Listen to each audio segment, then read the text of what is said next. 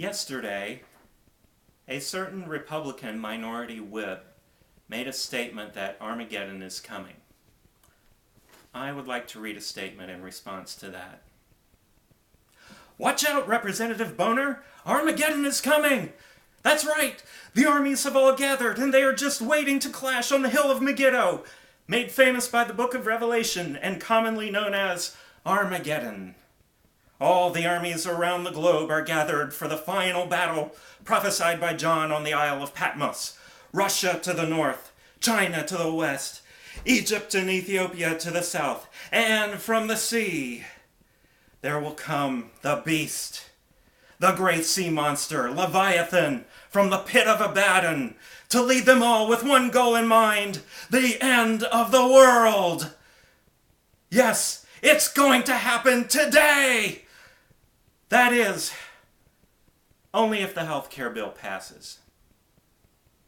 So all you representatives, you're not voting for health care. You're not voting for coverage for 32 million uninsured Americans. You're voting for the end of the world. How do I know that? Representative Boehner said so. How is that pronounced? Boehner? It should be, because he's a dick. By the way, this is the same Representative Boehner who called a tax cut for small businesses to help encourage them to hire new employees. He called it repulsive back in December. When is any tax cut, especially for businesses, repulsive to a Republican? When Obama proposes it. And don't tell me you were against it because you didn't want to run the deficit up higher. You ran up record deficits every year under Bush just to keep a tax cut for rich people. And if you care so much about the deficit, the Congressional Budget Office just said that this plan will reduce the deficit by $138 billion over 10 years and $1.3 trillion over 20 years. See, when I give you figures, they're going to be from real sources, like the Congressional Budget Office. I'm not going to pull them out of my butt like Rush Limbaugh or Glenn Beck. Oh, in case you didn't know, the Congressional Budget Office is considered the authoritative source by both Democrats and Republicans for determining any program's cost. They say, the Congressional Budget Office, that it will reduce, not increase, the deficit. So you don't have that excuse anymore. What is the real problem, Mr. Representative, Congressman, sir?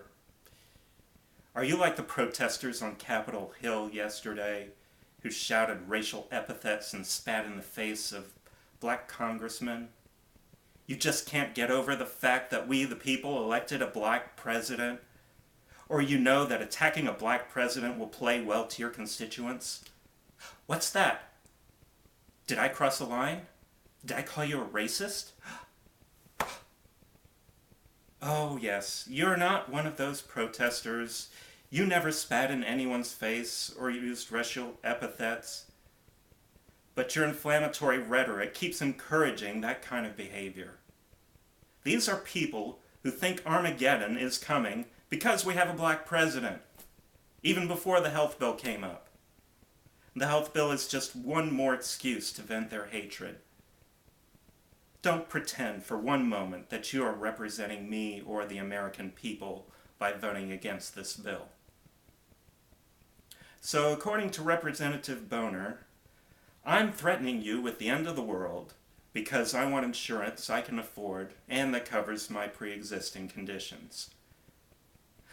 Well, I'm saved, so if the world ends, I'm going to heaven anyway. That's right!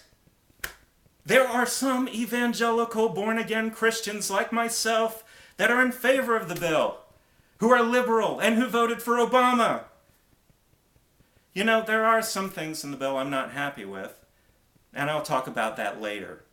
But this bill is absolutely necessary for poor and middle-class families and people with pre-existing conditions to be able to afford even the most basic health care. But hey, if I'm wrong, it's not the end of the world, right? Oh yeah, it is. Sorry.